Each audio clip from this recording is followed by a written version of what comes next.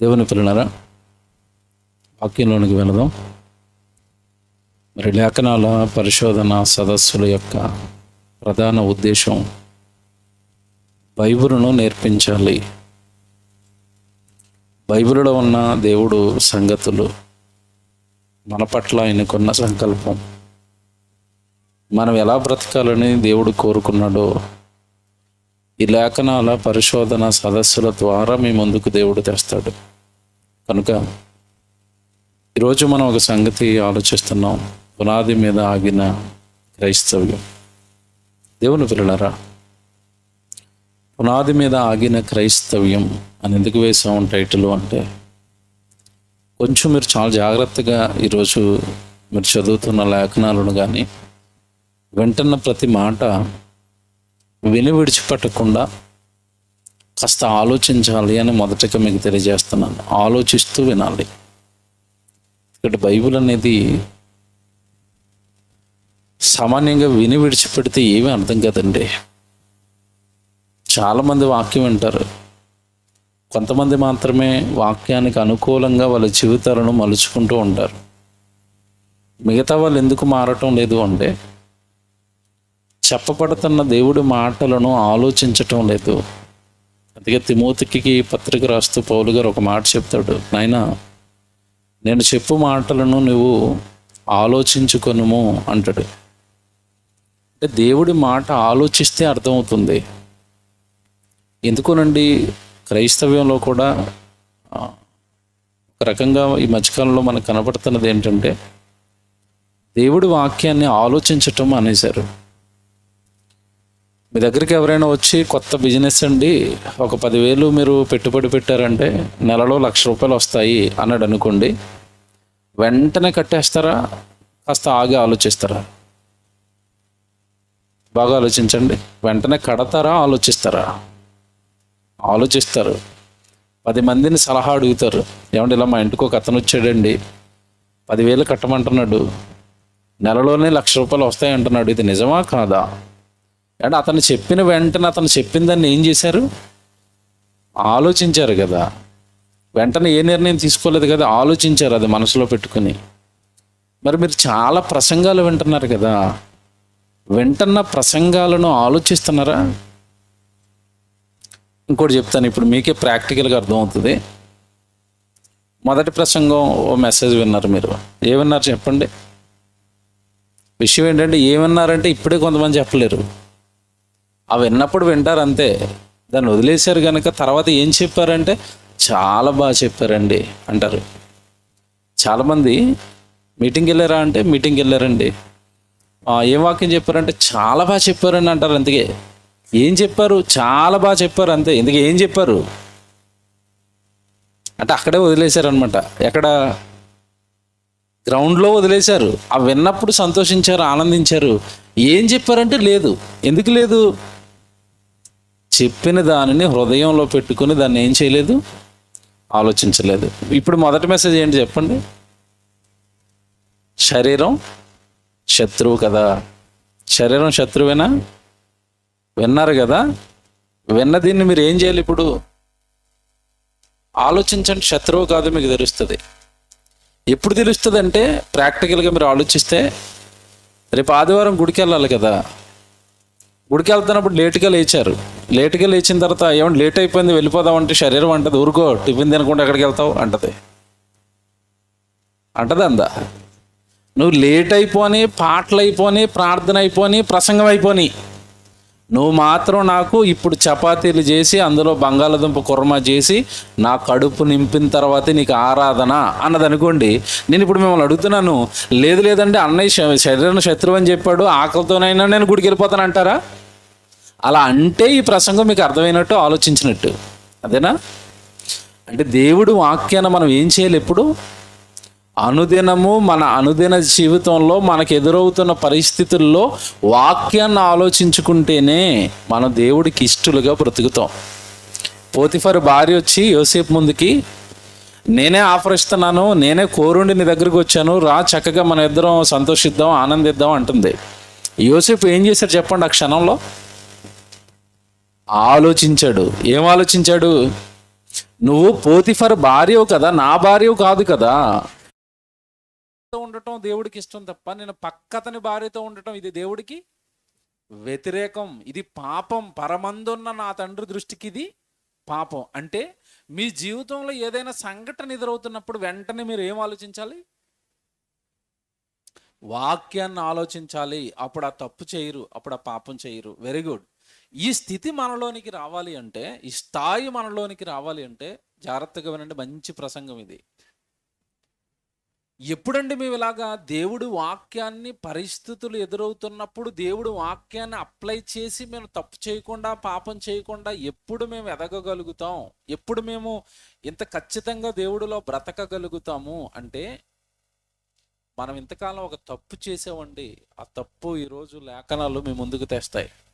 ఏంట తప్పు అంటే, ప్రభులోనికి రాకమునుపు మనందరికి ఒక ఆసక్తి ఉంది. ప్రభు అట వెళ్ళిపోవాలి, నేను బాప్తీసం తీసుకోవాలి, చక్కగా దేవుడు గుడికి వెళ్ళిపోవాలని ఒకప్పుడు మనకు ఆసక్తి ఉంది. ఏమండి, బాప్తీసం తీసుకున్న తొలినాళ్ళల్లో ఉన్న ఆసక్తి ఈరోజు మనలో ఉందా? మీరు బాగా మిమ్మల్ని మీరు ఆలోచించుకోండి, ఉందా? బాప్తీసం తీసుకున్న తొలినాళ్ళల్లో మీరు దేవుడికి భయపడినంతగా ఈరోజు భయపడుతున్నారా? బాప్తీసం తీసుకున్న తొలినాళ్ళలో బైబిల్ను పొరపాటున ఎక్కడైనా కింద పెడితే వెంటనే దాన్ని తుడిచి, అమ్మో ఏమైనా తప్పు చేసానేమని ఇలా హత్తుకుని ఎక్కడో పైన ఎట్టేవారు.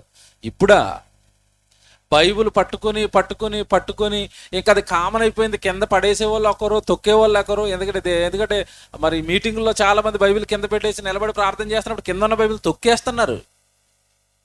అంటే ఒకప్పుడున్న బైబిల్ అనేసరికి ఆ భయము, ఆ బైబిల్ అనేసరికి ఆ భక్తి, దేవుడు, ప్రార్థన ఇవన్నీ నెమ్మదిగా సన్నగిల్లుతున్నాయి. పునాది మీద ఆగిపోయిన క్రైస్తవ్యం అంటే దేవుడు ఎదగాలని కోరుకున్నాడు. కానీ ఈరోజు మనం ఏం చేస్తున్నాం తెలుసా? వెనక్కి వెళ్ళిపోతున్నాం. మన ఆత్మీయ జీవితాన్ని ఆలోచిస్తే వెనక్కి వెళుతున్నాం, ముందుకు వెళ్ళటం లేదు. బైబిల్ దేవుడు మాట రాస్తున్నాడు. నిజంగా మాట ఈ రాత్రి మనం ఆలోచిద్దాం. తిమోతికి రాసిన మొదటి పత్రిక 2వ అధ్యాయము 4వ వచనం అందరూ బైబిల్ చదువుదాం.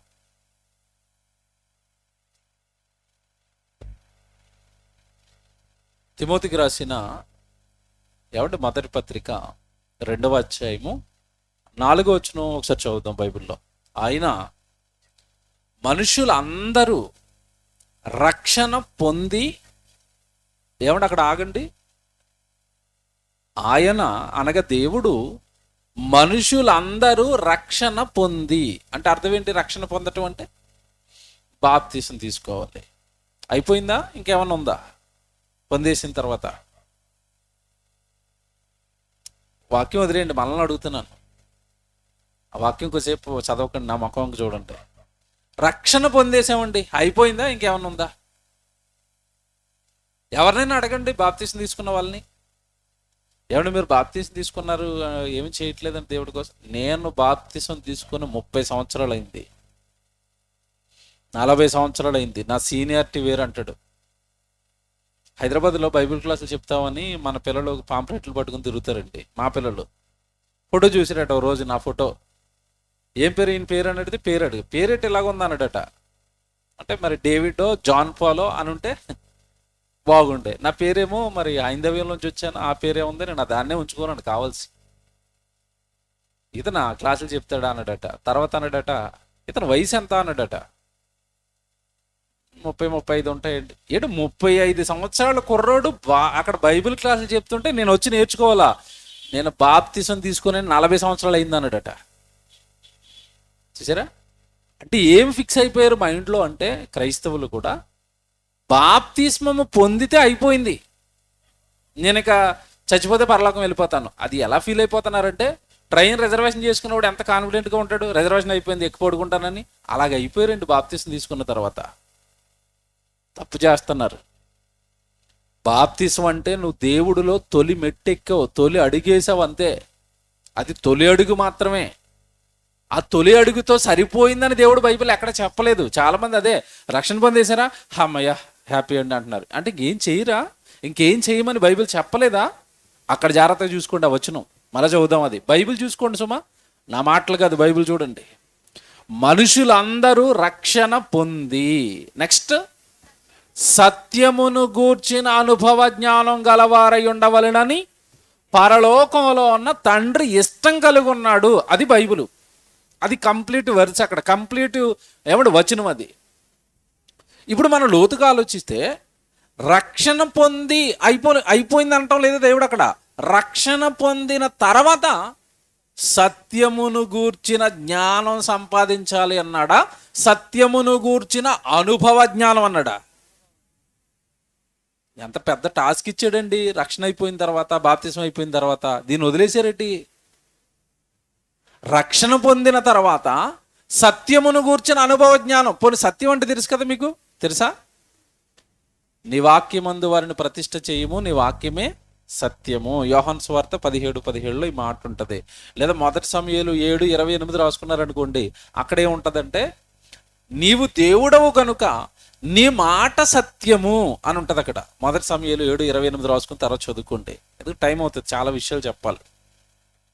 దేవుడి మాట సత్యం, వాక్యం సత్యం. ఆ సత్యమును గూర్చి దేవుడు ఏమంటున్నాడు అంటే అనుభవ జ్ఞాని కావాలి బాప్తిసం తీసుకున్న వ్యక్తి అన్నాడు. మీకు మాట అడుగుతానండి, అనుభవ జ్ఞానం అంటే ఏంటో చెప్పాలి. అనుభవం అంటే ఏంటి? అనుభవం అంటే ఏంటి? అనుభవం ఎలా వస్తుంది? ఇది చెప్పండి, అనుభవం ఎలా వస్తుంది? ఆడపిల్లలు వివాహం చేస్తారండి. తొలినాళ్ళల్లో అత్తవారింటికి వెళ్ళింది. అత్తవారింటికి వెళ్ళిన తర్వాత ఈ ఆడపిల్లలు చాలామంది అమ్మ గారం చేసి పనులేవి నేర్పదు. బంగారం అండి, నా కొండ అండి, నేను పనులు చెప్పనండి అంటది. ఈ వంట చేయటం రాదు, బట్టలు తుట్టడం రాదు, ఇల్లు తుట్టడం రాదు, ఏమీ రాదు. పెళ్లి చేశారు. అత్తవారింటికి వెళ్ళింది. అత్త ఊరుకుంటుందా? ఊరుకోదు. వంట చేయి అంటది. వంట చేయనేసరికి అసలు కారం ఏంటో, ఉప్పు ఏంటో, ఏది ఎంత అయ్యాలో ఏమీ తెలియకుండా వెళ్ళిపోయింది. అక్కడికి వేస్తుంది ఇంత కారం ఒకరోజు. ఖచ్చితంగా అత్త తిడుతుంది, మాంగారు తిడతాడు. ఏం మనం అసలు మమ్మల్ని చంపేస్తావా అని భర్త అంటాడు వంటలతో.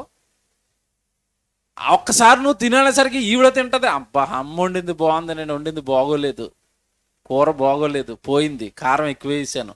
ఆ రోజు తిట్టగానే రెండో రోజు కారం తగ్గిస్తుంది, మళ్ళీ ఉప్పు ఎంత వేస్తుంది, మళ్ళా తిడతారు. అలాగా నెమ్మదిగా ఏమంటే కూర వండటం తొలినాళ్ళల్లో బాగా రాని ఈవిడ ఒక సంవత్సరానికో 2 సంవత్సరాలకో వెళ్ళండి,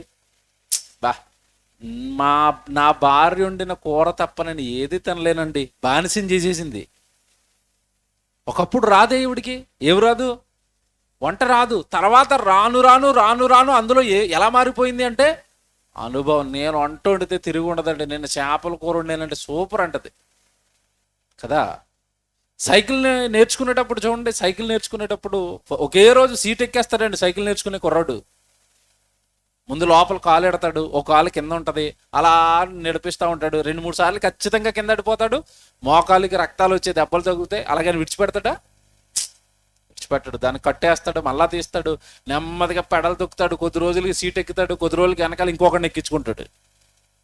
ఇది ఒకే రోజు వచ్చిందా? రాలేదండి. అది కూడా ఎలా వచ్చింది చెప్పండి? అనుభవం అంటే అదే కదా. ఏమంటే అనుభవం అనేసరికి ఎలాగొస్తుంది అంటే నువ్వు చేయగా వచ్చేదాన్ని ఏమంటారు? అనుభవం. ఇప్పుడు దేవుడి వాక్యం నీకు రావాలి అన్నాడా దేవుడు అక్కడ? దేవుడి వాక్యంలో నువ్వు అనుభవం సంపాదించాలి అన్నాడా? అనుభవ జ్ఞాని, అనుభవంతుడైన వాడు కావాలి, అనుభవం సంపాదించిన వాడుగా ఎదిగిపోవాలి అన్నాడు. దేవుని పిల్లలారా, ఇప్పుడు నేను మాట్లాడుతాను, బాధపడకండి. ఏమంటే దేవుడి వాక్యం మనకి ఏదైనా చెబుతున్నప్పుడు అది నిజమైనప్పుడు ఒప్పుకొని తీరాల్సిందే. రక్షణ పొందిన తర్వాత వాక్యంలో అనుభవం సంపాదించాలి అన్నాడు. ఏమంటే ఈరోజు క్రైస్తవులకి 66 పుస్తకాల పేర్లు చెప్పండి అంటే అక్కడక్కడక్కడ చెప్తారా? ఆదికాండం నుంచి ప్రకటన గ్రంథం వరకు ఉన్న 66 పుస్తకాల పేర్లు చెప్పండి అన్నామని కూడా చెప్తారా? అంటే పుస్తకాల పేర్లే తెలీదా? ఇంకా తెలీదు. కానీ దేవుడు ఏం కోరుకున్నాడు చెప్పండి అక్కడ? మనుషులందరూ రక్షణ పొంది నా వాక్యం విషయంలో, సత్యం విషయంలో అనుభవం కలిగిన వారుగా మారిపోవాలి. టచ్ చేస్తే దేవుడు వాక్యం చెప్పాలి, అనుభవంతో చెప్పాలి. ప్రజలకు అర్థమయ్యేటట్టుగా దేవుడు మాటలు చెప్పాలి. దేవుడు వాక్యం ప్రజలకు చక్కగా అర్థమైపోయేటట్టుగా చెప్పాలి. అంతటి అనుభవాన్ని నా వాక్యం పైన మీరు సంపాదించాలి అన్నాడు. కానీ ఈరోజు మనుషులందరూ చూడండి, అనుభవం సంపాదించడానికి రకరకాల విద్యలు నేర్చుకున్నారండి. చదువులు నేర్చుకునే వాళ్ళు ఉన్నారు, కోచింగ్లు నేర్చుకునే వాళ్ళు ఉన్నారు, వ్యాపారాలు నేర్చుకునే వాళ్ళు ఉన్నారు. ఈరోజు యూట్యూబ్ ఆన్ చేశారు అంటే మ్యూజిక్ నేర్చుకునే వాళ్ళు ఉన్నారు. రకరకాలు నేర్చుకుంటున్నారు, అనుభవం సంపాదించుకుంటున్నారు తప్ప దేవుడి వాక్యం పైన నాకు పట్టు రావాలి ఎవరంటే ఆలోచిస్తున్నారు? బైబిల్లో మాట చూపిస్తాను నేను. యేసుప్రభు దగ్గరికి మనం వచ్చింది ఎందుకో తెలుసండి? అసలు యేసుప్రభు తన యొద్దకు పిలిచిన వాళ్ళతో ఏం చెప్పాడో తెలుసా? మత్తయి సువార్త 11వ అధ్యాయము 28వ వచనం ఒకసారి బైబిల్ చదవండి. తన యొద్దకు పిలుస్తున్న తన వాళ్ళతో, తన పిల్లలతో, తన విశ్వాసులతో, తనను నమ్మిన వాళ్ళతో ప్రభు పలుకుతున్న మాట అండి ఇది. మత్తయి సువార్త 11వ అధ్యాయము 28వ వచనం చదువుతున్నారు.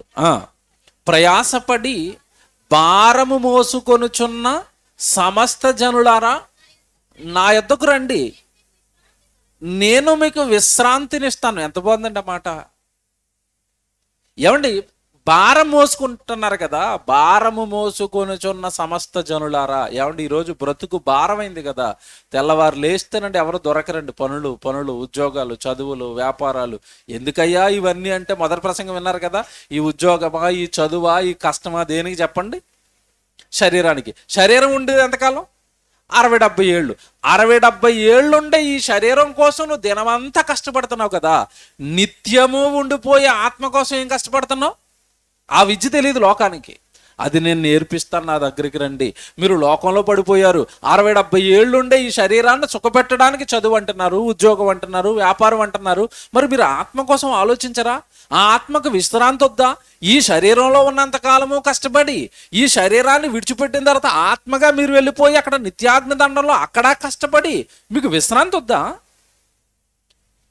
ఎవరి వ్యక్తులు చచ్చిపోతున్నప్పుడు చూడండి, ఏ వ్యక్తి అయినా చచ్చిపోయాడని యూట్యూబ్లో కానీ ఫేస్బుక్లో కానీ పెట్టారని కూడా అందరు కింద ఏమని రాస్తారు చెప్పండి? ఏమని రాస్తారు? రిప్ అంటే రెస్ట్ ఇన్ పీస్.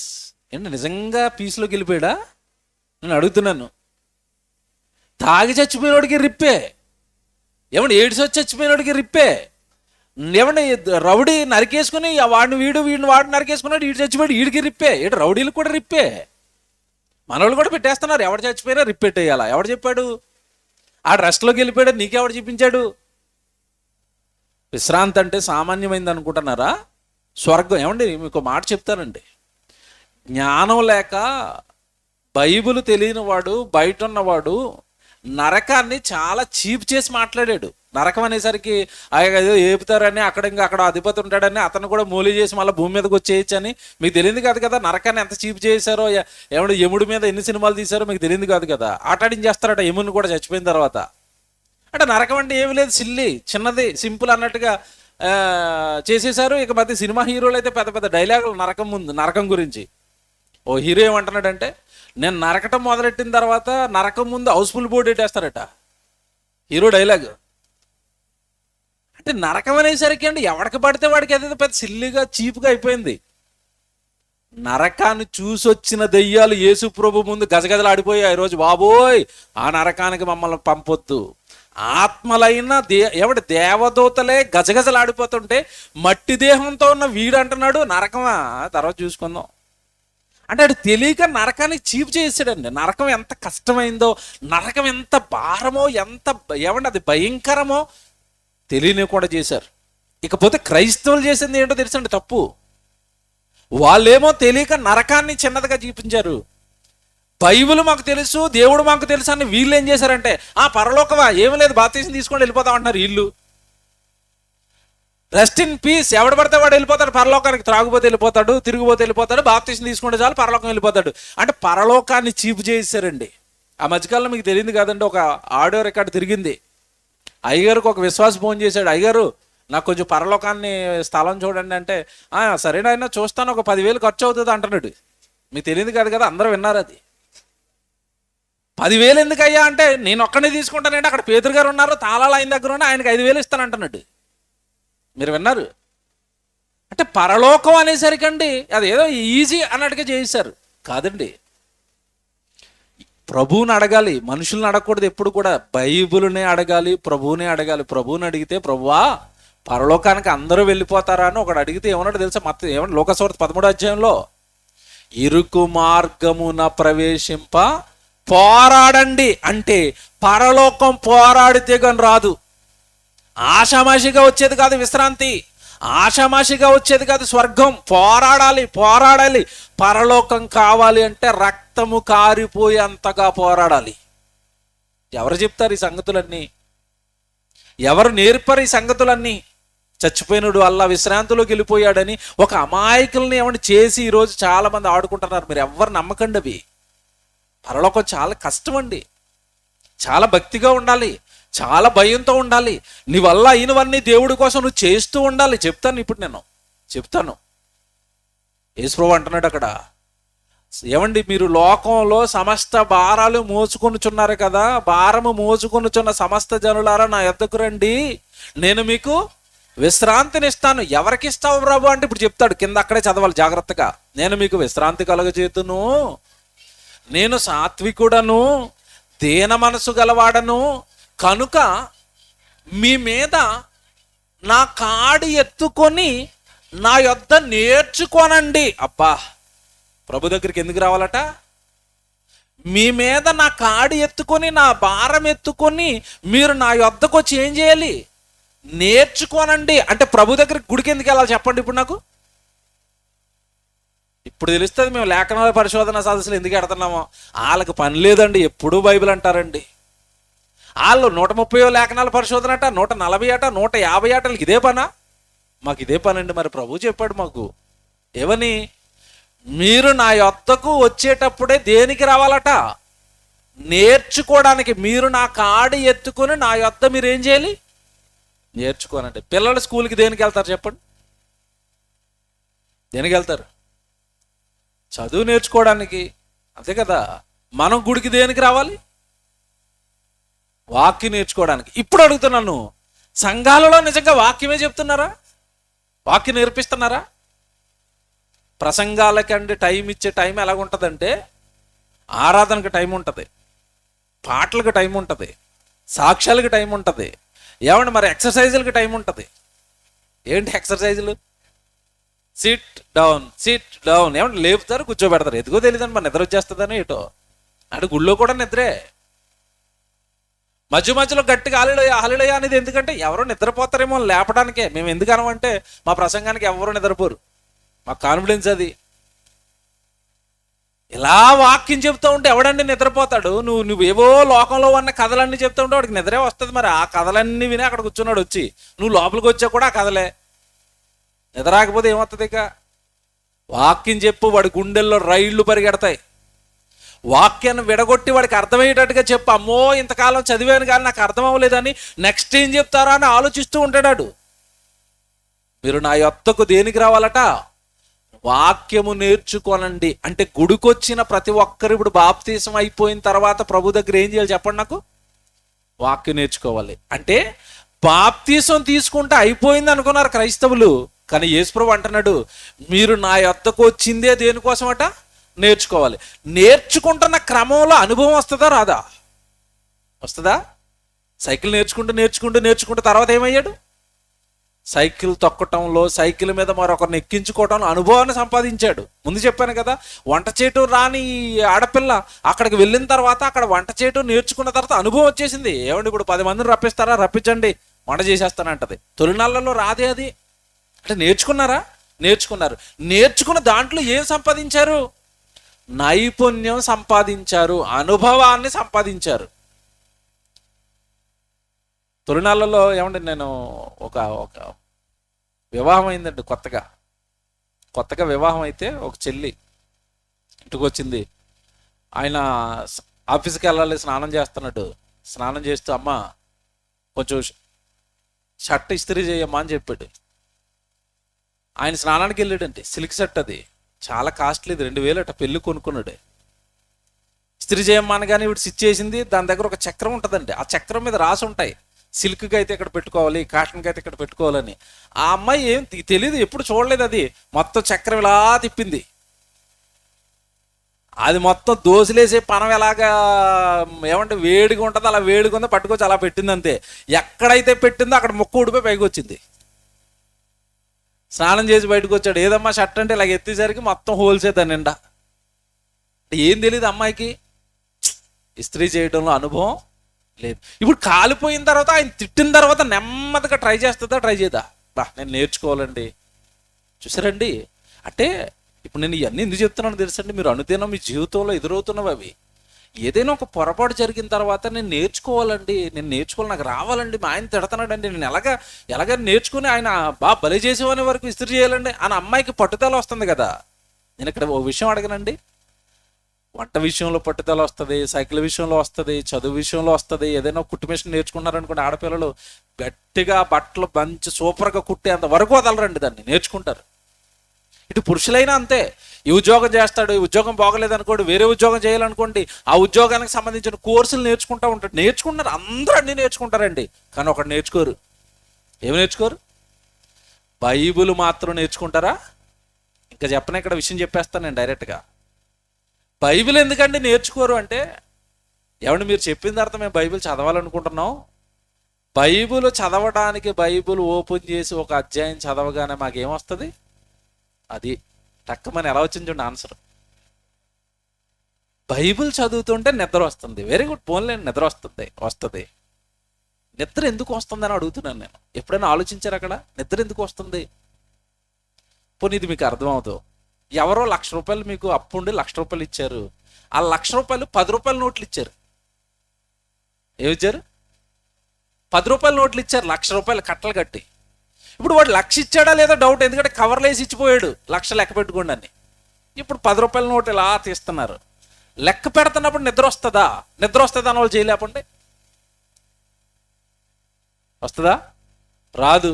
మంచి మటన్ కూర వండి ముందు పెట్టారు, తింటున్నప్పుడు ఏం తింటావులేండి నిద్ర వస్తుంది అని వదిలేస్తారా? వదలరు.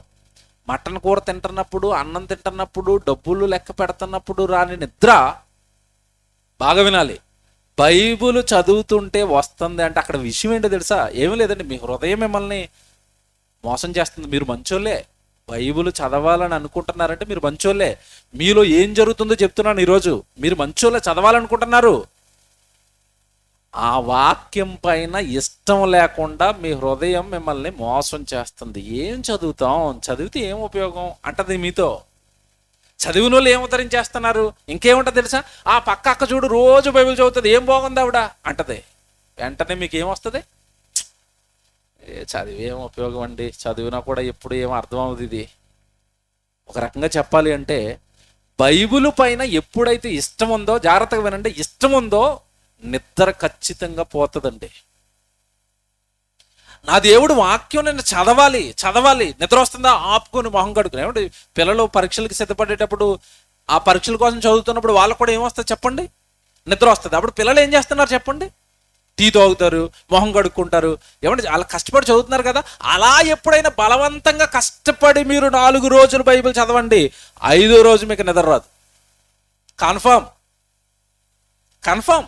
మొదటి రోజు నిద్ర వస్తుంది. లేదు, బలవంతంగా నేను 5 అధ్యాయాలు చదువుతాను, బలవంతంగా నేను 10 అధ్యాయాలు చదువుతాను, మీకు అలవాటు అయిపోతుంది తెలుసా. ఇక నిద్ర రాదు. ఇక ఆ నిద్ర వచ్చే ఒక్క స్థితిని కొంచెం దాటండి, అవతలకి వెళ్ళండి, తర్వాత నిద్ర రాదు. ఇక ఇంకా చదవాలనిపిస్తుంది, ఇంకా నేర్చుకోవాలనిపిస్తుంది. అక్కడ తెలియని సంగతుల మీద కొన్ని అర్థమైపోతున్నప్పుడు ఇంకా ఆసక్తి పెరిగిపోతుంది.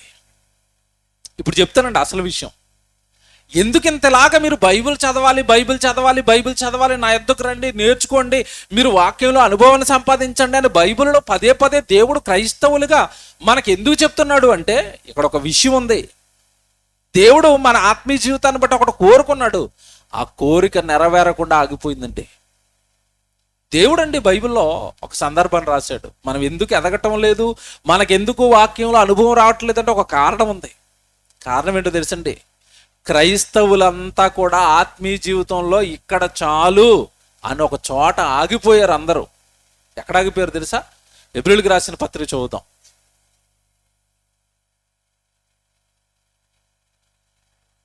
ఆరవ అధ్యాయము మొదటి నుంచి చదువుతాం చూడండి.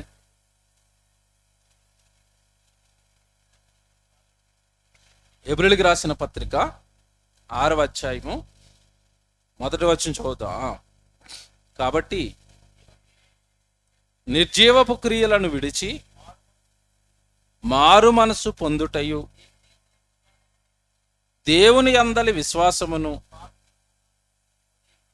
బాప్తిస్మములను గూర్చిన బోధయు, హస్త నిక్షేపణమును, మృతుల పునరుత్థానమును, నిత్యమైన తీర్పును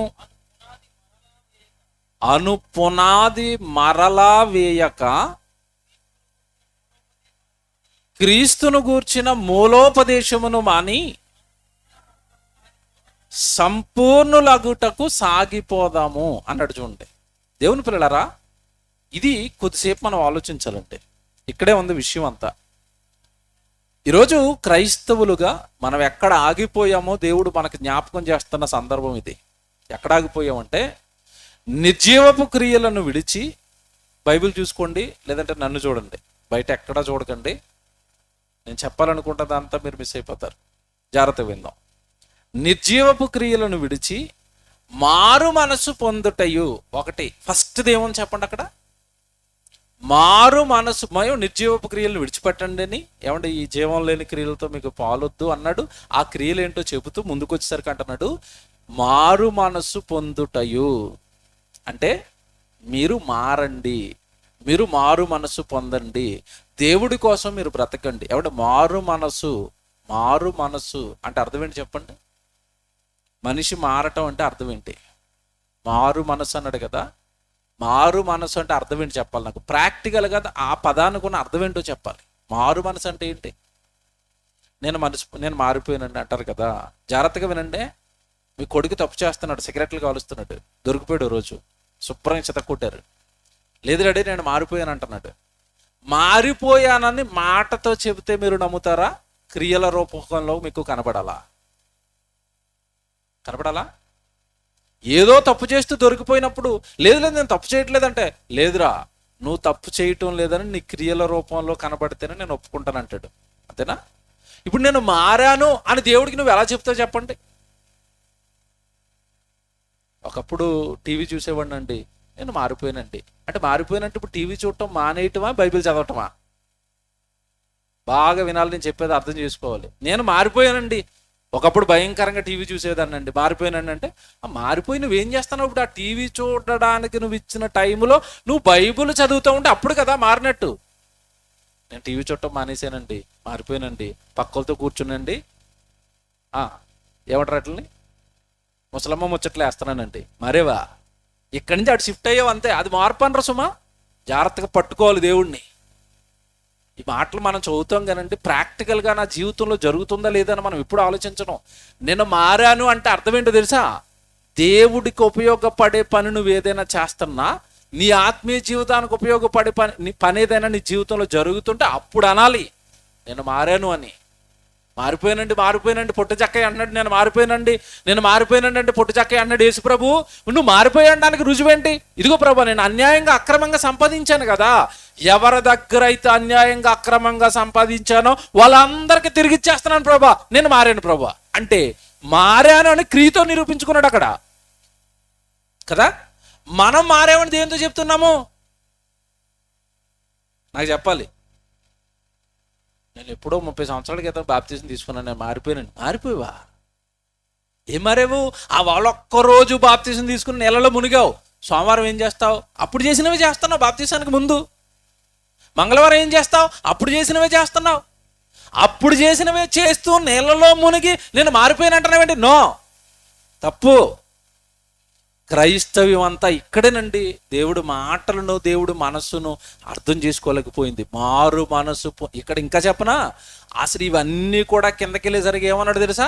మారు మనసు పొందుటయు, నెక్స్ట్ దేవుని యందలి విశ్వాసము, బాప్తిస్మమును గూర్చిన బోధయు, హస్త నిక్షేపణమును, మృతుల పునరుత్థానమును, నిత్యమైన తీర్పును అనుపునాది మరలా వేయక. ఈ పైన చెప్పిన లిస్ట్ అంతా ఏంటంటే చెప్పండి ఇప్పుడు నాకు. పునాదులట. ఈ పునాదులే కదుపుతుంటే ఎక్కడో కరెక్ట్గా పునాదులే కదులుతున్నాయి అంటే మొత్తం మీద పునాదులే సరిగా పడలేదు. ఈ పునాదుల గురించే సరిగా అర్థం అవ్వలేదు అని మీరు ఎలా చెప్తారని అంటారా? మీకు మాట్లాడుతాను ప్రాక్టికల్గా. ఆదివారం ప్రసంగం మారండనే, బైబిల్ క్లాస్కి వచ్చినా మారండనే, మారండి అంటే ఈ గుడికి వస్తున్న వాళ్ళందరూ మారిపోయారా? నాకు చెప్పాలి. మారిపోతే మారండి అనే ప్రసంగం మళ్ళా చేయాలా? చేయాలా? ఇవన్నీ మూలోపదేశాలట, ఇవి మానేయండి అంటున్నాడు. ఇవన్నీ పునాదులు, ఇవి క్రీస్తుని గురించిన జస్ట్ బేసిక్స్. ఎంతకాలం అయ్యా పునాదులు, ఎంతకాలం అయ్యా, ఎంతకాలం అయ్యా? ఏమంటే మా మీద నింద ఉంటుంది రండి. బైబిల్ ఓపెన్ యూనివర్సిటీ ద్వారా ఏమైనా పాఠాలు చెప్తుంటే వాళ్ళ పాఠాలు చెప్తారు కానీ ఆ పాఠాల్లోనండి ఏమిటోనండి మార్పు ఉండదండి. అంటే ఎంతకాలం వీటికి ఏం చెప్పాలంటే నువ్వు మారు మారు అంటే ఇంకా మారలేదనమాట. మారే ప్రసంగాలు చెప్పు అంటున్నాడంటే నువ్వు ఇంకా మారలేదా? మారు మనసు పొందుటయో, నెక్స్ట్ ఏముంది చెప్పండి అక్కడ వెంటనే కంటిన్యూషన్లో, మారు మనసు పొందుటయో దేవుని అందలి. అంటే నువ్వు విశ్వసించు విశ్వసించు విశ్వసించు. ఎంతకాలం చెప్పాలయ్యా విశ్వసించని? తొలినాళ్ళలో చెప్పాడు యేసుప్రభు శిష్యులకి, మీరు అల్పవిశ్వాసులు అల్పవిశ్వాసులని. వాళ్ళు యేసుప్రభు తన యొద్దకు వచ్చిన తొలినాళ్ళలో అల్పవిశ్వాసులు. కానీ తర్వాత ఏమైపోయారు వాళ్ళు? పూర్తిగా విశ్వాసంతో, ఇదిగో దేవుడే మాకు సర్వస్వము, మమ్మల్ని చంపిన దేవుడే, మమ్మల్ని కొట్టిన దేవుడే, మమ్మల్ని జైలు పాలు చేసిన దేవుడే, మేము శరీరాన్ని చంపేస్తే మా దేవుడు మమ్మల్ని తిరిగి లేపుతాడనే విశ్వాసంలోకి వెళ్ళిపోయారు కదా వాళ్ళు. నీకు ఎంతకాలం విశ్వసించు విశ్వసించు, నమ్ము, దేవుడు నమ్మండి దేవుడు నమ్మండి దేవుడు నమ్మండి. జ్వరం వచ్చింది అనుకోండి, విశ్వాసం మీటర్ తగ్గిపోద్ది ఇలాగా. మళ్ళీ అయ్యగారు వెళ్ళి ప్రార్థన చేసి ఏం లేదండి దేవుడు కాపాడతాడనేది, అమ్మయ్య దేవుడు ఉన్నాడట అంటే మళ్ళీ లేచింది మీటరు. ఏ మీటరు ఇదేటండి ఇది? ఎంతకాలం అండి పునాదులు? లోపలికి వెళితే చాలా మంది పునాదులు కదిలిపోతాయి. లోతుగా ఆలోచిస్తుంటే చాలా మంది పునాదులే సరిగా పడలేదు. మారు మనసు గురించి చెప్పాలట. ఎప్పుడు? నెక్స్ట్ ఏం చెప్పాలట? విశ్వాసమును గూర్చి చెప్పాలట. నెక్స్ట్ ఏమని చెప్పండి అక్కడ? బాప్తిస్మములను గూర్చిన బాధ. నువ్వు బాప్తిస్మం తీసుకున్నావు, దేవుడి కోసం బ్రతకాలి. నువ్వు బాప్తిస్మం తీసుకున్నావు, ప్రతి ఆదివారం రొట్టె ద్రాక్షారసం తీసుకోవాలి. నువ్వు బాప్తిస్మం తీసుకున్నావు, బాప్తిస్మం తీసుకున్న తర్వాత ప్రభు బల్లలోను రక్తంలోను చేతులు వేస్తున్న తర్వాత దేవుడు పని చేయాలి. ప్రతి వారం చెప్పాలా? అంటే ప్రతి వారం ఇవి మనం దేవుడితో చెప్పించుకుంటున్నాం అంటే, మన సంఘానికి వెళుతున్న సేవకుడితో మనం చెప్పించుకుంటున్నాం అంటే, ఈ పునాదులే సక్రమంగా ఇంకా మనకి లేవు. అంతేనా కాదా? మారు మనసు, విశ్వాసం, బాప్తిసం గురించిన బోధ, నెక్స్ట్ హస్త నిక్షేపణము. అంటే అర్థం ఏంటనుకుంటున్నారు? ఆశీర్వాదాలు. అంటే హస్త నిక్షేపణము అనగానే ఆశీర్వాదాలు.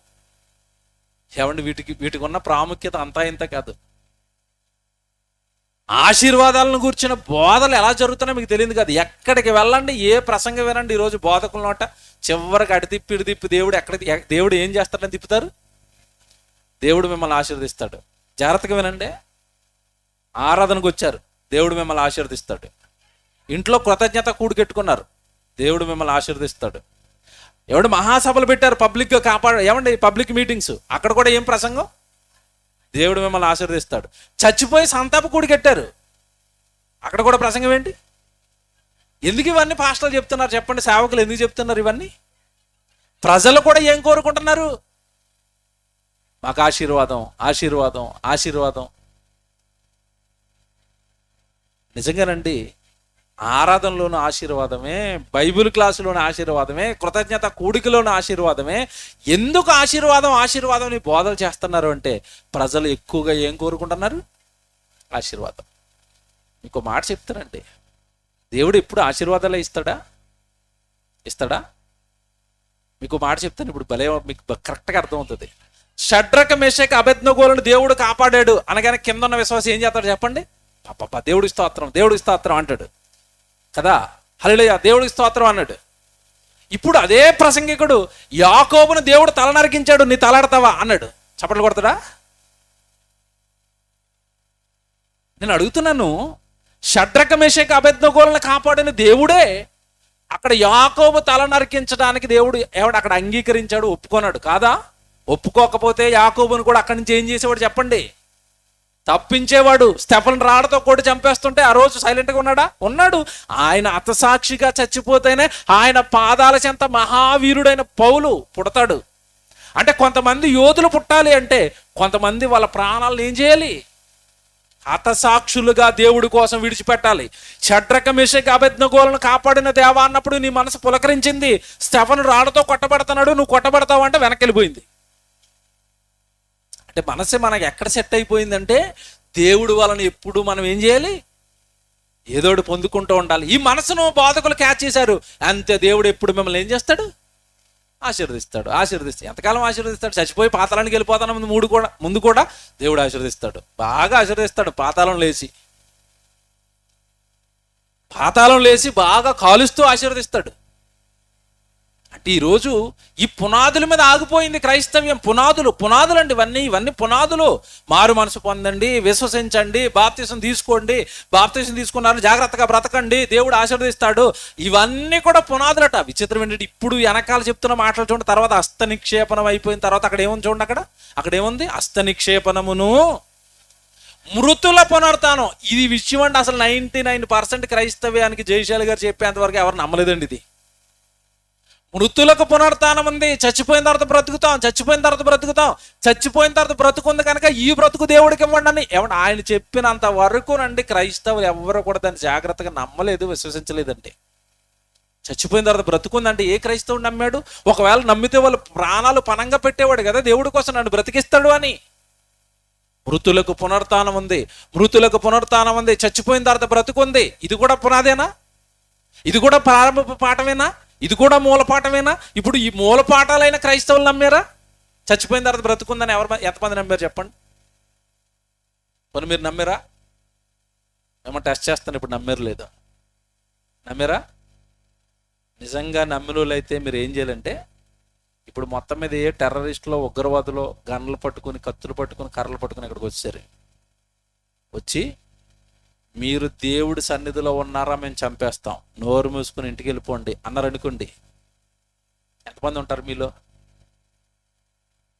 ఎంతమంది ఉంటారు?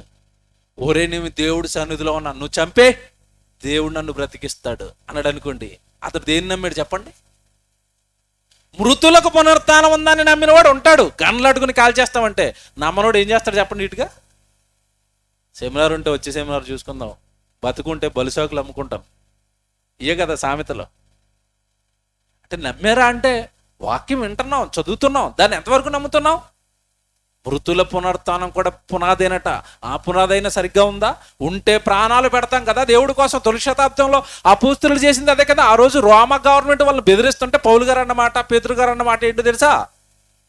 దేహాన్ని చంపే మీకు మేము భయపడాలా, దేహాన్ని ఆత్మను రెండూ చంపే దేవుడికి మేము భయపడాలా అన్నారు కదా. అంటే వాళ్ళు దేన్ని నమ్మారు చెప్పండి? చచ్చిపోయిన తర్వాత దేవుడు మనల్ని బ్రతికిస్తాడు. అది పునాది, అది కూడా పునాదేనట. మృతుల పునరుత్థానమును, నెక్స్ట్ చూడండి అక్కడ, మృతుల పునరుత్థానమును, నిత్యమైన తీర్పు, మరణం తర్వాత నిత్యాగ్ని దండన ఉంది, నిత్యము జీవం ఉంది, నిత్యమైన తీర్పును అను పునాది. ఏమంటే ఇవన్నీ పునాదులటండి, ఇవన్నీ పునాదులట. ఆశ్చర్యపోయానండి. ఇది నేను బాగా లోతుగా ఆలోచించిన రోజు. ఇవన్నీ పునాదులా, ఇవన్నీ బేసిక్సా? ఇవన్నీ క్రైస్తవ్యానికి జస్ట్ పునాదులా? ఇవన్నీ పునాదుల మీద ఆగిపోయారా? దాని నుంచి ముందుకు రావటం లేదా? ఆశీర్వాదాలు బోధ నుంచి ముందుకు రారా? నిత్యమైన తీర్పు ఉంది, ఎంతకాలం చెప్పాలి? తీర్పు దేవుడు మమ్మల్ని శిక్షిస్తాడు, ఎంతకాలం చెప్పాలండి? దేవుణ్ణి విశ్వసించండి, దేవుణ్ణి నమ్మండి.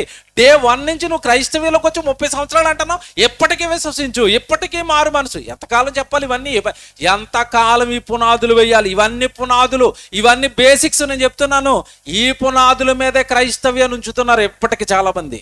పైకి రండి, ఆ మూలోపదేశాలు మానండి, ఆ మూలోపదేశాల నుంచి ముందుకు రండి, ఆ బేసిక్స్ పాఠాల నుంచి ముందుకు రండి. పైన ఇంకా చాలా ఉంది.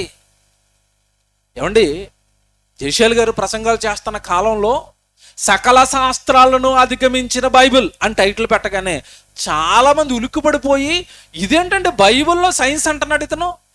బైబిల్లో సైన్స్ ఉంటుందా? ఆ సైన్స్ను బైబిల్ అధిగమించిందా? చూసారా? అవి ఉవ్వెత్తున ఎగిసే మహాజ్ఞానం అండి. పరలోకంలో ఉన్న మహాజ్ఞానులకు సైతం వాళ్ళ బుర్రల్లో ఉన్న బూజును వదలగొట్టే పాఠాలు అవి. సకల శాస్త్రాలను అధిగమించింది. ప్రతి శాస్త్రాన్ని బైబిల్ ఢీ కొట్టింది. వాళ్ళకి తెలియని సంగతులు ఎన్నో ఉన్నతమైన బైబిల్లో దేవుడు చెప్పాడు. మహాజ్ఞానం కదండి, ఉవ్వెత్తున ఎగిసిపడే జ్ఞానం అది. ఆ జ్ఞానానికి ఎవరు ఇష్టపడుతున్నారు ఈరోజు? ఆ జ్ఞానం నేర్చుకోవడానికి ఎంతమంది సిద్ధంగా ఉన్నారు? ఎప్పుడు బాప్తిసం చెప్పాలి, ఎప్పుడు మారు మనసు చెప్పాలి, ఎప్పుడు ఆశీర్వాదాలు చెప్పాలి. ఇక్కడ ఆగిపోయారు తప్ప పైకి ఎవరు వస్తున్నారు? మహాజ్ఞానం నేర్చుకోవడానికి ఎవరు సిద్ధంగా ఉన్నారు? ఇవి ఇలాంటి సెమినార్లు పెట్టి, ప్రతిరోజు బైబిల్ తరగతులు పెట్టి, ఉచితంగా బైబిల్ నేర్పిస్తాం, బైబిల్లో మహాజ్ఞానం ఉంది రండి అంటున్నా సరేనండి. ఈరోజు ఎవరండి సిద్ధంగా ఉన్నారు బైబిల్ నేర్చుకోవడానికి? అందుకే అంటున్నాడు దేవుడు అక్కడ, మీరందరూ కూడా పునాదుల మీద మూలోపదేశాల మీద మీరు ఆగిపోయారు. చదువుదామండి చివరి మాట అది. ఏమండి, నిత్యమైన తీర్పు అను పునాది మరలా వేయక క్రీస్తును గూర్చిన మూలోపదేశము మాని సంపూర్ణుల మగుటకు సాగిపోదుము. ఆగాలి, ఇక్కడే బాగా ఆలోచించాలి. ఇవన్నీ పునాదులట. ఈ పునాదుల మీద ఆగిపోయిన వాడు సంపూర్ణంలోనికి ఇంకా వెళ్ళలేదట. సంపూర్ణత్వంలోనికి వస్తారా? సంపూర్ణ జ్ఞానంలోనికి వస్తారా? దేవుడు కోరుకున్న సంపూర్ణత్వాన్ని సంపాదిస్తారా? లేదా ఎంతకాలమైన క్రైస్తవులుగా పునాదుల మీదే ఆగిపోతారా? మీరు బాగా ఆలోచించుకోండి. జ్ఞానం నేర్చుకోరా? నేర్చుకున్న జ్ఞానాన్ని ప్రకటించే అంత ఉన్నతంగా మీ వ్యక్తిత్వాన్ని కట్టుకోరా? ఆ ప్రకటించే జ్ఞానం ప్రపంచం ముందు నివ్వెరపోతున్నప్పుడు దేవుడికి మహిమ, దేవుడికి కీర్తి వస్తుంటే మిమ్మల్ని పట్టి ఆనందపడిపోతాడు కదండి. జ్ఞానం నేర్చుకోవాలి కదా, అనుభవాన్ని సంపాదించాలి కదా, సత్యం నేర్చుకోవాలని చెప్పాడు కదా. ఆ సత్యం విషయంలో మీరు అనుభవం కలిగిన వారిగా మారిపోవాలని కోరుకున్నాడు కదా. ఆ మాటలన్నీ ఏమైపోతున్నాయి చెప్పండి. పేతురు గారు రాసిన మొదటి పత్రిక చూపిస్తాను ఇప్పుడు. పేతురు గారు రాసిన మొదటి పత్రిక 2వ అధ్యాయము 1 నుంచి 4 వచనాలు చదవండి. పేతురు గారు రాసిన మొదటి పత్రిక 2వ అధ్యాయము 1 నుంచి చదువుతున్నారు. ప్రభు దయాళుడని ఒకవేళ మీకు రుచి కనుక తెలిసిపోతే, దేవుడిని మీరు రుచి చూస్తే, రుచి చూడటం వేరు, అలా మామూలుగా చూడటం వేరు. రుచి చూసారా? దేవుడు దయాళుడని రుచి చూసారా? యెహోవా ఉత్తముడని రుచి చూసి తెలుసుకోండి అన్నది బైబిల్లో. అంటే టేస్ట్ చేయండి ఆయన్ని, దేవుడిని టేస్ట్ చేయండి, దేవుడిని రుచి చూడండి. దేవుడి దయ, దేవుడి ప్రేమ, దేవుడి కాపుదల ఎంత ఉన్నతంగా ఉంటుందో భక్తులందరూ రుచి చూశారు, ప్రవక్తలందరూ రుచి చూశారు. వాళ్ళు దేవుడి పక్షాన ఇదిగో దేవుడు అని వాళ్ళ జీవితాలలో రుచి చూచి దేవుడిని చూపించారు వాళ్ళు. ఈరోజు మనం నిజంగా ఈరోజు బైబిల్ ఎలా మిగిలిపోయింది, వాక్యాలు ఎలా మిగిలిపోయాయి అంటే చాలా బాధేస్తుందంటే. వాక్యం ఎలా మిగిలిపోయింది అంటే, ప్రసంగం వినడానికి బాగుంటుంది, సంతోషించడానికి బాగుంటుంది, ఆనందించడానికి బాగుంటుంది. ఇంకా మరికొంతమంది విశ్వాసులు అయితే ఎలా మారిపోయారంటే, సేవకులకి ప్రసంగాలకి మార్కులు వేస్తున్నారు. 100కి ఈయనకి 70 వేసామండి, మధ్యలో కొంచెం ల్యాగ్ చేశాడు, ఎక్కువ చేశాడు, 30 మార్కులు తీసాను అంటున్నాడు ఒక ఆయన. అంటే నిలబడి ప్రసంగం చేస్తున్న సేవకుడికి కింద కూర్చున్న వాళ్ళు ఏం చేస్తున్నారు? మార్కులు వేస్తున్నారు. ఈయనకి 70, ఈయనకి 80. ఈయన ప్రసంగంలో ఒక్క జోక్ కూడా వేయలేదండి, అందుకే 50 మార్కులు వేసాను అంటున్నాడు ఒక ఆయన. అంటే ఇడు ఏం కోరుకుని వచ్చాడు ఇప్పుడు అక్కడ ప్రసంగానికి? జోకులు కావాలి. నేను మాట చెప్తానండి, బైబిల్ మొత్తంలో దేవుడు ఎక్కడైనా కామెడీ చేశాడా? ఉందా బైబిల్ ఎక్కడైనా? అంటే దేవుడు కామెడీ చేస్తాడా? సీరియస్ రోల్ అయింది, చాలా సీరియస్గా ఉంటాడు. సీరియస్గా ఉన్న దేవుడి దగ్గరకు వచ్చి కామెడీ చేయమంటే మాకెలాగ వస్తుంది? ఆయన దైవావేశం కలిగిన ప్రతి లేఖనం అన్నాడు బైబిల్లో. అంటే దేవుడికి ఏమొచ్చింది చెప్పండి? ఆవేశంలోంచి లేఖనం వస్తే నీకు కామెడీ చేయమంటావా? లేఖనాలను పట్టుకుని కామెడీ చేస్తే మార్కులు వేస్తావా? నీ మార్కులకు ఒక నమస్కారం. ఏమండి, మార్కులు వేసి ప్రైజులు ఇస్తావా మాకు? నీ ప్రైజులు తీసుకుని మేము పాతాళానికి పోవాలా నీకోసం కామెడీ చేసి? దైవావేశం లేఖనం చదువుతుంటేనండి లోపల నుంచి వస్తుందండి. ఎందుకు ఇలాగ ఉండిపోతున్నారు? అకుల ప్రిస్కిల ఎలా ఉండాలి ప్రసంగం చెప్పాం. మ్యారేజ్కి ఏదో మొత్తం మీద యానివర్సరీకి మీటింగ్ పెట్టుకున్నారు, మీరు అకుల ప్రిస్కిల ఎలాగ ఉండాలి అన్నాం. ఏమంటే ఆ రోజు మ్యారేజ్ యానివర్సరీ జరుపుకున్న వాళ్ళకి ఎలాగ ఉంటా చెప్పండి? భలేగా ఉందండి ప్రసంగం, అకుల ప్రిస్కిల భలేగా ఉన్నారట. వాళ్ళు భలేగా ఉన్నారు, అలాగే మీరు ఉంటారా? ఇది కదా ప్రశ్న. అకుల ప్రిస్కిల జీవితం బాగుందని విన్న నువ్వు, సంతోషపడే నువ్వు, అకుల ప్రిస్కిల లాగా నువ్వు నీ భర్త మారుతారా? ఈరోజు బైబిల్ ఎలా మిగిలిపోయింది అంటే, చదువుకోవడానికి బాగుంది, వినడానికి బాగుంది, ప్రసంగాలకు మార్కులు వేయడానికి బాగుంది, కానీ పాటించడానికి అదే అంటున్నాడు అక్కడ. అదే ప్రారంభ వచనం, అదే యెహోవా దయాళుడని మీరు రుచి చూచిన ఎడల, నిజంగా కనుక దేవుడు మీకు అర్థమైపోతే రుచి చూచిన ఎడల, చూడండి అక్కడి నుంచి ఎంత బాగుంటాయి మాటలు. సమస్తమైన దుష్టత్వమును, సమస్తమైన కల్మషమును, వేషధారణయు, అసూయను, సమస్త దూషణమైన మాటలను మాని ఇవన్నీ మానేసేయాల. నీకు దేవుడు అర్థమైపోతే ముందు ఇవన్నీ మానేసే, కపటం మానేసే, దూషణ మానేసే. ఏమండి నిజంగా ఈరోజు ఏమంటే ఒక చోట ఒక సమూహంగా ప్రభువు నమ్మిన వాళ్ళ అందరిలోనూ ఈరోజు ఎక్కువగా కనపడుతున్నది ఇదండి, అసూయ. ఒక సహోదరుడు బాగుంటే చూడలేడు. ఒక సహోదరుడు బాగా పాట పాడాడు అనుకోండి, కిందోడు ఎవడన్నా పక్కడు చప్పట్లు కూడా భలే పాడింది రా చెల్లి అన్నాడు అనుకోండి, పక్కనున్న ఆవిడికి కడుపులో మంట, నేను పాడతాను అంటది. అంటే అర్థం ఏంటి? కడుపులోంచి ఏమొచ్చింది చెప్పండి? ఎనో వేసుకోవాలి గ్యాసు. ఒకళ్ళు బాగా పాడారంటే చూడలేరు, ఒకళ్ళు బాగా చెప్పారంటే చూడలేరు, ఒకళ్ళు బాగా దేవుడు పనిచేస్తున్నారని ఎవరన్నా ఏమంటే కాస్త వాళ్ళని ఎంకరేజ్ చేస్తుంటే చూడలేరు. అంటే నీలో ఏముందంటే ఎక్కడో లోపల బాగా బలంగా కూరుకుపోయింది, పెరిగిపోయింది ఏంటంటే అసూయ. ఎప్పటికీ అలాంటి వ్యక్తి దేవుడిలో ఎదగడండి, ఎప్పటికీ ఆ వ్యక్తిని దేవుడు ఆశీర్వదించడండి. ఇవన్నీ మొదట క్రైస్తవుడు ఏం చేయాలట? మాని అని చూడండి అక్కడ. ఇవి మానేస్తే తర్వాత వాక్యం వస్తుంది నీకు. ఇవి మానితే వాక్యం వస్తుంది. హృదయం నిండా ఈ డబ్బియాడ్ అంతా నింపుకుని దాంతోపాటు లోపల వాక్యాన్ని నింపుతానంటే వాక్యం బయటకు వచ్చేస్తున్నాయి, లోపల ఉండిపోతున్నాయి. ఇది డంప్యార్డ్, ఇదంతా చెత్త. ఇదంతా హృదయం నిండా నింపి అందులో మళ్ళా దేవుడు వాక్యాలు నింపాలంటే అవి ఎక్కడ అడ్జస్ట్ అవుతాయి? అసలు ఉండలేవు. దేవుడు వాక్యం ఉండాలి అంటే ఆ హృదయం పరిశుద్ధంగా ఉండాలి, పవిత్రంగా ఉండాలి, దేవుడు అనుకుంటూ ఉండాలి, దేవుడే నాకు తోడు అనుకుంటూ ఉండాలి, దేవుడే సర్వస్వం అనుకుంటూ ఉండాలి, దేవుడు వాక్యమే నాకు అనుకుంటూ ఉండాలి. ఆ హృదయం ఆ స్థితికి వచ్చిన తర్వాత వాక్యం అందులో ఇముడుతుంది లోపలికి వెళ్ళి. కానీ లోపలంతా అసూయలు, ఏమంటే మత్తతలు, ఇగో ఈ వేషధారణ, ఇవన్నీ ఏవో రకరకాల మాటలు ఇవన్నీ నింపుకున్నారట. అందుకే దేవుడు అంటున్నాడు మాని. అక్కడ కామ ఉంటుంది చూడండి, ఉందా బైబిల్లో?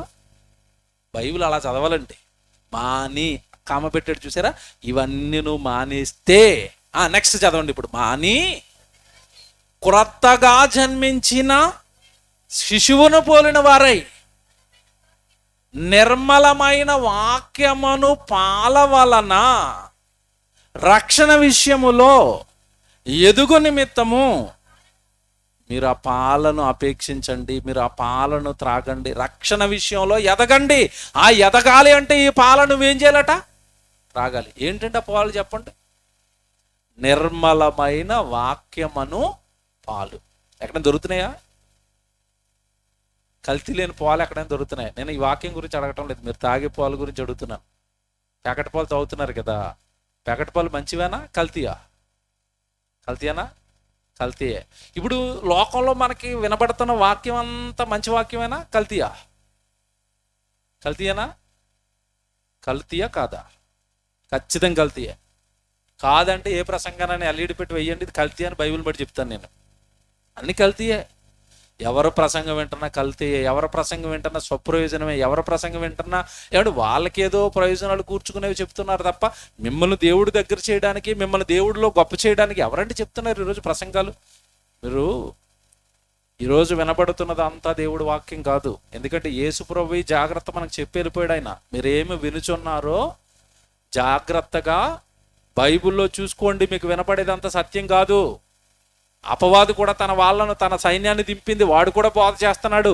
యేసు ప్రభు ఏమో పరలోకమందు ధనమును కూర్చుకోనని అంటాడు. యేసు ప్రభు ఒరిజినల్ బోధ ఇది. వీడు తన అనుచరులను దింపుతాడు. వీడేమంటాడు?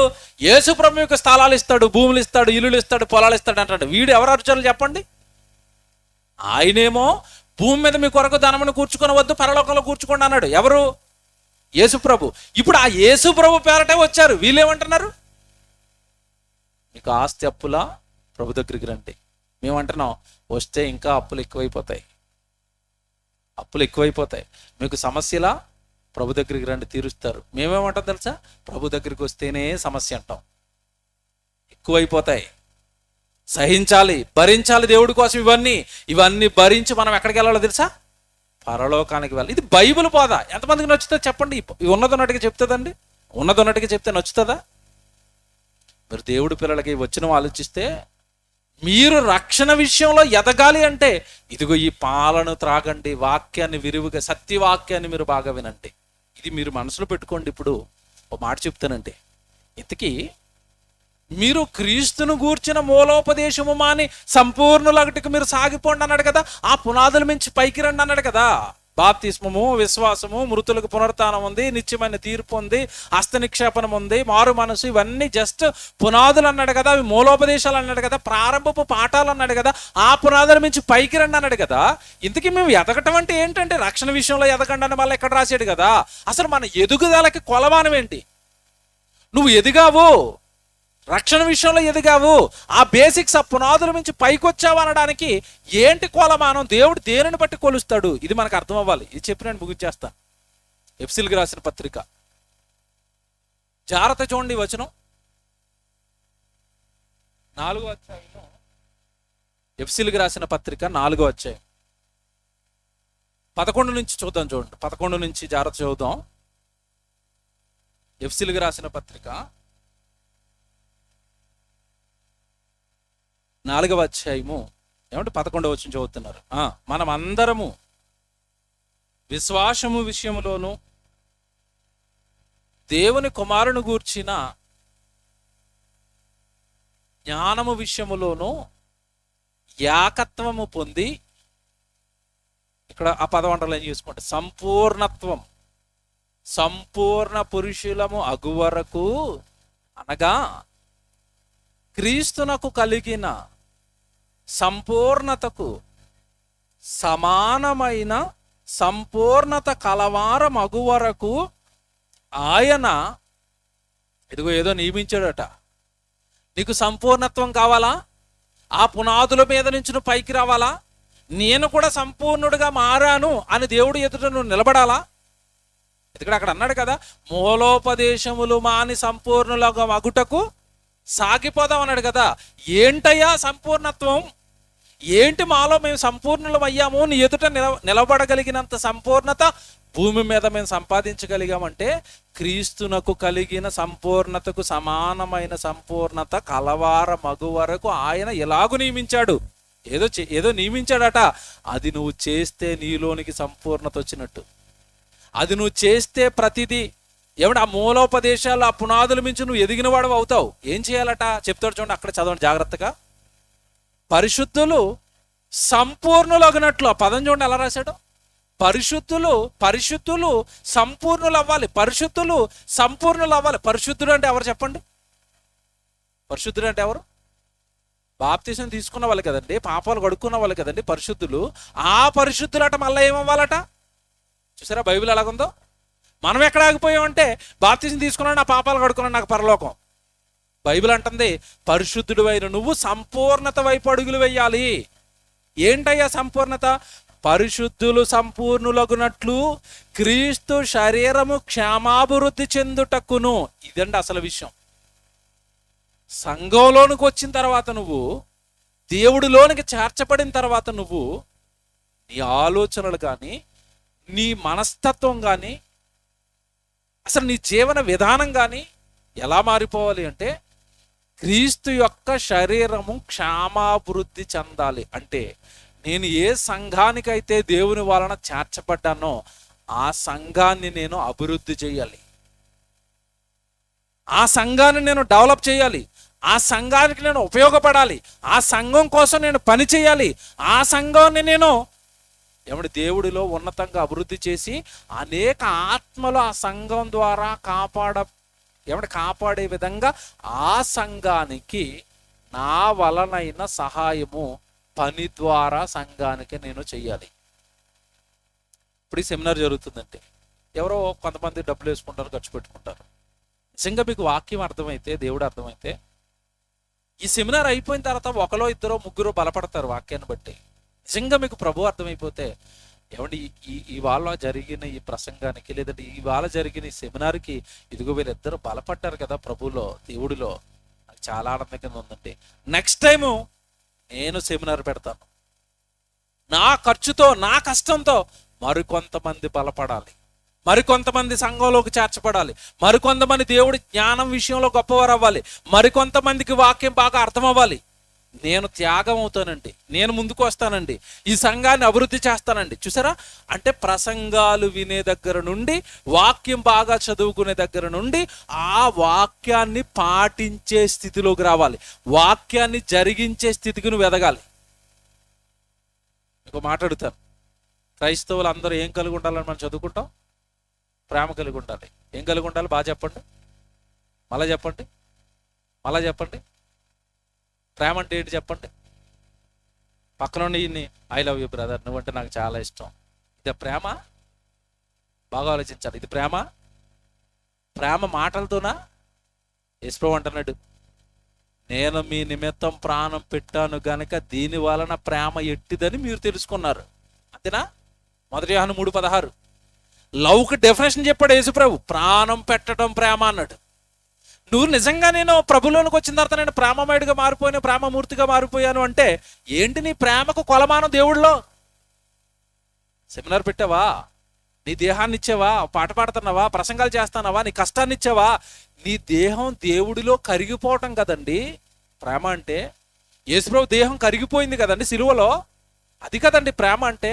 అంటే నీ జీవితమో నీ కుటుంబమో నువ్వు ఎవరినో రక్షించడానికో సంఘాన్ని అభివృద్ధి చేయడానికో నువ్వు పనిలోనికి దిగుతావు చూసారు, అప్పుడు వస్తున్నావు సంపూర్ణత్వంలోనికి. పనిలోనికి పని ఎవరు చేస్తారో తెలుసండి? ఇప్పుడు జాగ్రత్తగా వినడం, అవన్నీ కరెక్ట్ అవుతాయి ఒక్కొక్కటి. మారు మనసు పొందండి అన్నాడు కదా. మారు మనసు వచ్చేసినోడు ఎందులోకి వెళ్తాడు? నేను మారిపోయానండి, ఇక పాపాలు వద్దండి, దేవుడు పని చేసుకుంటానండి. కరెక్ట్ అయింది ఒకటి. అభివృద్ధి మూలోపదేశాలు మాని ముందుకు రండి అంటే దేవుడు సేవలోనికి, దేవుడు పనిలోనికి ఎవరైతే వచ్చారో వాళ్ళ పునాదుల మించి పైకి వచ్చారు. మారు మనసు వచ్చేసింది. విశ్వాసం వచ్చిందా? విశ్వాసం లేకుండా దేవుడు పని ఎందుకు చేస్తాడు? పౌలు గారు అంటారు కదా, విశ్వసించి తిని గనుక మాటలాడి తిని సేవ చేశాను, విశ్వసించాను, దేవుడు నా కొరకు దేవుడిని నమ్మాను కనుక సేవలోనికి వచ్చాను, పనిలోనికి వచ్చాను. విశ్వాసం వస్తుంది. ఏమంటే అన్నిటికీ కొలమని అక్కడ చదువుకున్న పునాదులన్నీ మీరు చదువుకోండి. ఆ పునాదులన్నిటిపై నుంచి నేను పైకి వచ్చాను అని నువ్వు దేవుని ఎదుట నువ్వు నిరూపించుకోవాలంటే, ఆ పునాది మించి నువ్వు పైకి రావాలి అంటే, నీ సంపూర్ణత్వం దేవుని ఎదుట నిరూపించుకోవాలి అంటే నువ్వేం చేయాలి చెప్పండి ఒక మాటలో? దేవుని పని చెయ్యండి, సంఘాన్ని అభివృద్ధి చేయండి, మీరు వెళతన కళాశాలను అభివృద్ధి చేయండి, మీరు వెళతన బైబిల్ రీసెర్చ్ సెంటర్ని అభివృద్ధి చేయండి, దాని డెవలప్మెంట్ కోసం ఆలోచించండి. అదేనండి సంపూర్ణత్వం అంటే. ప్రభు సంఘాన్ని కట్టాడండి. సంఘాన్ని కట్టిన తర్వాత ప్రభు కట్టిన ఆ ప్రభు వలన వేయబడిన ఆ మార్గాన్ని, ఆ సంఘాన్ని అభివృద్ధి చేసింది ఎవరు చెప్పండి? అపోస్తులులు. అంతేనా? తొలినాళ్ళలో వాక్యం నేర్పించాడు. ఆ వాక్యాన్ని వాళ్ళ జీవితాలలో చూపించి ప్రభు ద్వారా ప్రారంభమైన ఆ మహా విప్లవాన్ని వాళ్ళు ముందుకు తీసుకెళ్లారు. వాళ్ళ పనితో వాళ్ళ జీవితాలను పణంగా పెట్టి త్యాగాలు చేసి. అదండి సంపూర్ణత్వం అంటే. వాక్యం వింటున్నప్పుడు నువ్వు ఏదైతే వింటున్నావో, వాక్యం వింటున్నప్పుడు నువ్వు ఏదైతే నేర్చుకుంటున్నావో అది నీ జీవితంలో జరగటమే సంపూర్ణత్వం. చదువుకుందాం అక్కడ ఒకసారి మాట చదువుకుని ముందుకు వెళ్దాం. ఎఫెసీయులకు రాసిన పత్రిక 4వ అధ్యాయం 12వ వచనం చదవండి. మళ్ళా 12వ వచనం.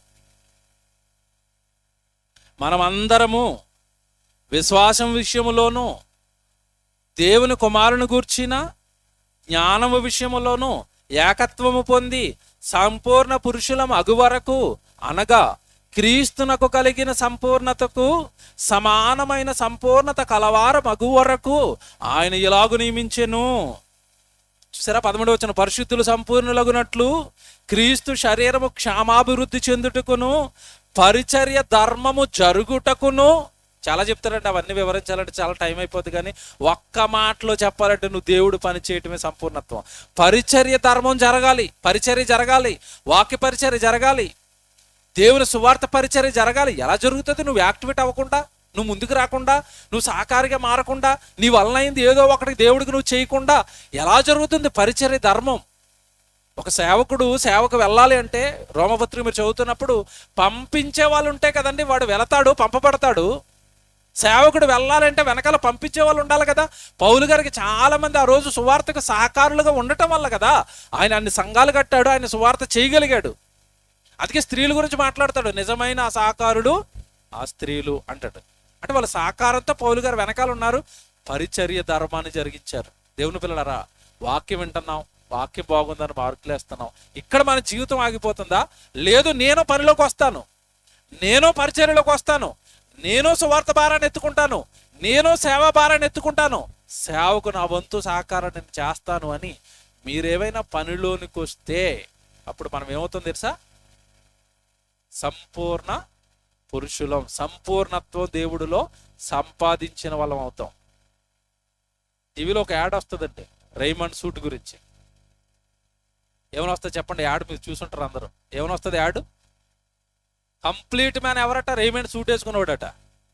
దేవుడు అంటున్నాడు, సంపూర్ణ పురుషుడు, కంప్లీట్ సంపూర్ణత్వం సంపాదించిన వాళ్ళు ఎవరంటే దేవుడు మాటలను నమ్మి తన జీవితాన్ని పణంగా పెట్టి దేవుడి కోసం బ్రతికేవాడు, శ్రమలు పడేవాడు, కష్టాలు పడేవాడు, తన కష్టాన్ని దేవుడికి ఇచ్చేవాడు, అతడు సంపూర్ణత్వంలోనికి వచ్చాడు.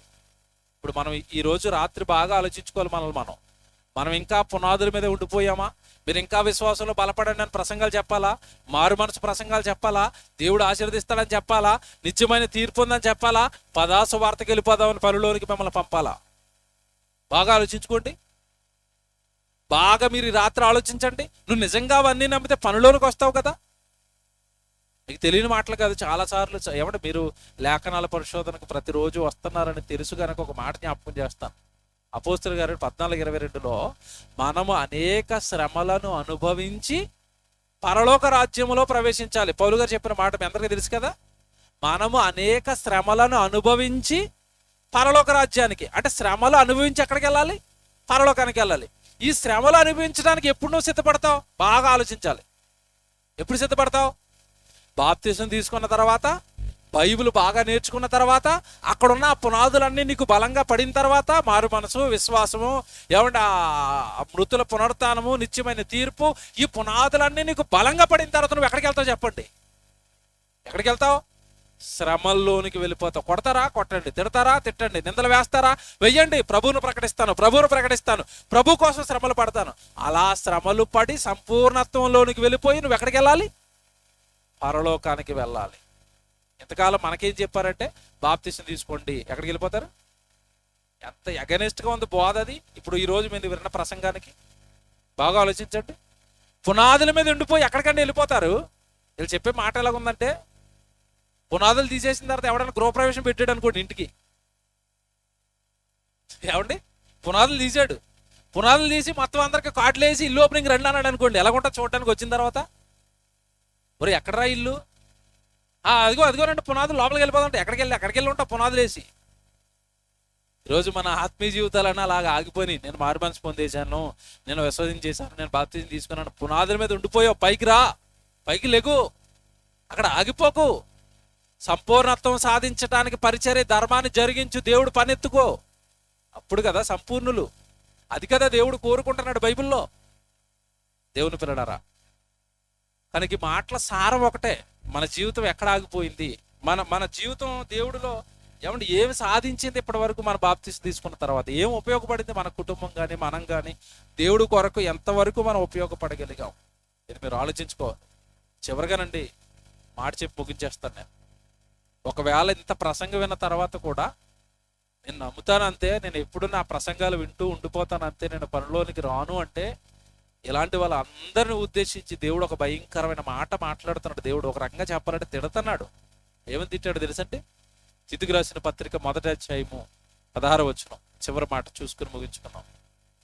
తీతుకు రాసిన పత్రిక 1వ అధ్యాయము 16వ వచనం చూడండి. దేవుణ్ణి ఎరుగుదామని వాళ్ళు చెప్పుకుంటున్నారట. ఏమి చెప్పుకుంటున్నారట? మేము బాప్తిసం తీసుకున్నాం, దేవుడిని ఎరిగేసాం, దేవుడిని ఎరుగుదాం, మాకు దేవుడు తెలుసు, యేసుప్రభు తెలుసు, గుడి తెలుసు, చర్చి తెలుసు, బాప్తిసం తెలుసు, ప్రతి ఆదివారం మేము గుడికి వెళ్తున్నాం, దేవుడు మాకు తెలుసు. వెంటనే అక్కడ ఉన్న పదం ఏంటో తెలుసా? దేవుడిని ఎరుగుదామని వారు చెప్పుకొందురు, కానీ ఇదేంటండి ఇది? కలిపి చదివితే ఎలాగుంది చెప్పండి? కలిపి చదివితే ఎలాగుంది చెప్పాలి నాకు? దేవుణ్ణి ఎరుగుదామని చెప్పుకుందరు కానీ అసహ్యులు. అక్కడ వరకు ఆపండి. ఎలాగుంది? ఇప్పుడు దేవుడిని ఎరిగినోడు అసహ్యుడా? ఖచ్చితంగా. ఎందుకు నాకు వాళ్ళు అసహ్యులు అంటున్నాడు తెలుసా? ఎరిగిన వాడిని సైతం నాకు వాడంటే అసహ్యుడు అంటున్నాడు. ఏమంటే ఎరగని వాళ్ళ గురించి కాదది, దేవుడు నమ్మని వాళ్ళ గురించి కాదది, దేవుడి దగ్గరికి రాని వాళ్ళ గురించి కాదది, వచ్చిన వాళ్ళ గురించే మాట్లాడుతున్నాడు అక్కడ. వారు దేవుడిని ఎరుగుదామని వారు చెప్పుకొందురు కానీ వారు అసహ్యులు, అవిధేయులు. ఎందుకు ఈ మాటలు అంటున్నాడు? ప్రతి సత్కార్యం విషయంలో వారు ఎలాగుండిపోయారట? భ్రష్టులు.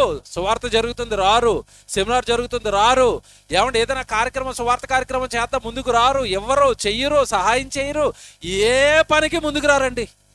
వాళ్ళని ఏమంటున్నాడు దేవుడు ఇప్పుడు? తమ క్రియల వలన ఆయనను ఎరగమన్నట్లుగా ఉండిపోయారు. బాగా ఆలోచించాలి ఈ మాట. నోటితోనేమో దేవుడు తెలుసు అని చెప్తున్నారట, నోటితోనేమో దేవుడు మాకు తెలుసు అంటున్నారట, పని దగ్గరికి వచ్చేసరికి క్రియల రూపకంలో ఆయన ఎవరో మాకు తెలియదు. నిన్న సభ జరుగుతుందండి. నిన్న ఉపేంద్ర అనే మాది సభ జరుగుతుంది. ఒక గ్రౌండ్లో సభ పెట్టారు. ఆ ఊరంతా క్రైస్తవులే. విచిత్రం ఏంటంటే మేము కారులో అలాగ సభకి ఆ గ్రౌండ్కి అలా కారులో వెళుతుంటే ఆ ఇళ్లలో కూర్చున్నాడు ఒకటి జబర్దస్త్ చూస్తున్నాడు. ఏమంటే ఒకళ్ళేమో మొగల రేకులు తాటాకులు ఇవన్నీ ఉన్నాయి కదా, వాటి దగ్గర కూర్చుని ఉండిపోయారు. పక్కనే గ్రౌండ్లో సభ జరుగుతుందండి దేవుడిది. వీళ్ళు ఎంత భక్తిపరులు చేయండి. ఇప్పుడు పక్కనే దేవుడి సభ జరుగుతుంటే ఇంట్లో టీవీ పెట్టుకొని చూస్తున్నారండి భక్తులా. మరి తెల్లవారు ఆదివారం వచ్చిందంటే మన తలస్నానం చేస్తారు, వైట్ బట్టలు వేసుకుంటారు, సంకల బైబిల్ పెట్టుకుని గుడికి వెళ్ళిపోతారు. అక్కడ దేవుడు పని జరుగుతుంటే అదేంటో మాకు తెలియదు అన్నట్టుగా ఉండిపోయారు. నిజంగా దేవుడిని ఎరిగాని అంటారా వాళ్ళని? మీరు చెప్పండి. నోటితో దేవుడు తెలుసు అంటున్నారట, క్రియల రూపంలోకి వచ్చేసరికి మేము రాము అన్నారు. అంటే అక్కడ ఏమంటే ఈరోజు ఇక్కడ సెమినార్ జరుగుతుంది, ఉదయం నుంచి వంట చేస్తున్నారు అనుకోండి, వంట జరుగుతుందని తెలుసు కూడా ఇంట్లో వంట చేసుకుంటారు అనుకోండి, ఎలాగుంటుంది దేవుడికి? ఎలాగుంటుంది? అక్కడ దేవుడు పని జరుగుతుందని తెలుసు కూడా ఇంట్లో ఉండిపోయారు అనుకోండి, ఎలాగుంటుంది? నోటితో చెప్తున్నావా దేవుడు తెలుసు అని, క్రియలతో చెప్తున్నావా? క్రియలు లేని విశ్వాసము వృతం, డెడ్. పరలోకానికి నిన్ను తీసుకుని వెళ్దాం కనుక బాగా ఆలోచించుకోండి. పునాదుల మీద ఉండిపోయారా? సంపూర్ణత్వం వైపు సాగుతున్నారా? క్రియల రూపకంలో దేవుడు మాకు తెలుసని దేవుని ఎదుట మీ విశ్వాసాన్ని నిరూపించుకోగలుగుతున్నారా? అబ్రహాం గారి లాగా బాగా ఆలోచించుకోండి. ప్రార్థన చేసుకుందాం.